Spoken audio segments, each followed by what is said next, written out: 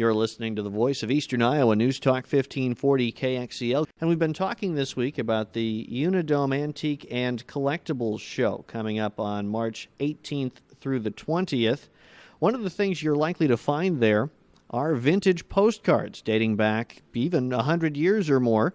And to talk a little bit more about why postcards are collectible is Brandon Brockway, who wrote a book about Waterloo in Postcards a few years ago. Good morning, Brandon. Hi, thanks for having me on. Tell us about your collection of Waterloo postcards that went into your book. Well, I started collecting. You mentioned the Unidome show. I think I started collecting over there with my grandma, and we pick them up at shops here and there. And then Arcadia, approached me about putting together a photographic history of Waterloo. And since that had already been done in the early 80s, I thought, well, I'll use my collection of Waterloo postcards and share it with everybody. So. Is there anything that you learned about Waterloo when you were compiling these and putting the book together that surprised you, or that was an interesting story that you wouldn't have encountered otherwise?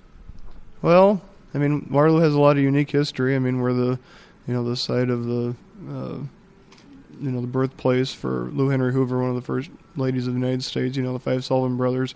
So we have a lot of unique history.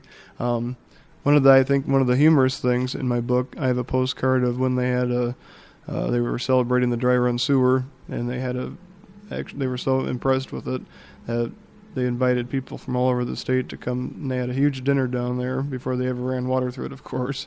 And there's a postcard in there showing the table set up with the tablecloths, and it's just that probably stands out the most in my mind. But it's just fun to see how much history is still here in Waterloo, and how much has stayed the same, considering we have several old buildings. But is there a point of interest that you direct folks to that's still here from any era of Waterloo's history that you think is particularly entertaining, or that represents how much things have changed or how much they've stayed the same?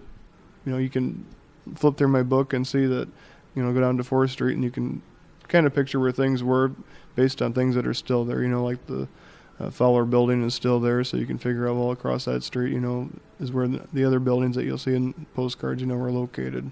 As far as what you see on the back of a postcard, any good stories there? Anything that you've encountered that you thought, wow, that's unique? I know there's not a lot of space to put anything too dramatic in there, and obviously you, if you're writing out one of these postcards in 19 whatever it might have been, you probably don't want to put a ton of detailed information on there because anybody can read it delivering the mail.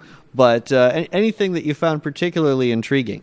Well, there is a real photo postcard in there that shows houses being built, and there's a little message on the back from the guy that was here in Waterloo, writing back to his family, saying, I don't know, they had so many put up already this week, and they had so much further to go along. And on the front shows,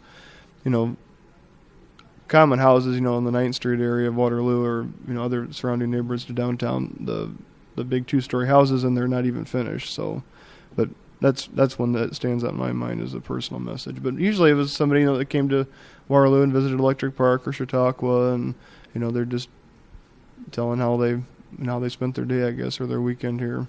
Brandon Brockway wrote a postcard history of the city of Waterloo.